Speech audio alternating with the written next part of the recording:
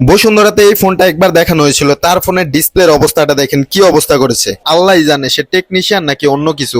আমার মনে হয় তার শরীরে যত শক্তি আছে এই ডিসপ্লেটার উপর সে প্রয়োগ করছে।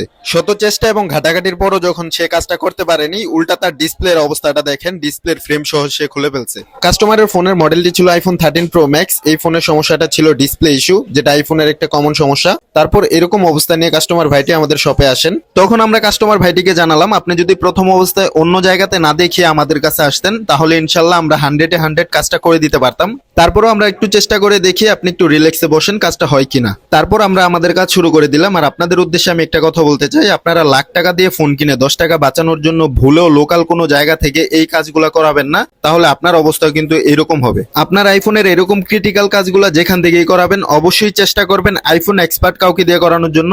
পাক্কা 1 ঘন্টা খাটাখাটনি করার পর আমরা একটু আলোর মুখ দেখতে পাই। তারপর এখন আমরা ডিসপ্লেটা চেক দিয়ে দেখবো যে সত্যি ডিসপ্লেটা আসছে কিনা। তো আপনারা রেজাল্ট চোখের সামনেই দেখতে পাচ্ছেন। আমাদের কাজটি আলহামদুলিল্লাহ কমপ্লিট। কাস্টমারের কপাল ভালো ছিল, তার ডিসপ্লেটি এরকম বাজে অবস্থা করে দেওয়ার পরও সেকেন্ড টাইম তার ডিসপ্লেটি আবার কাজ করতেছে।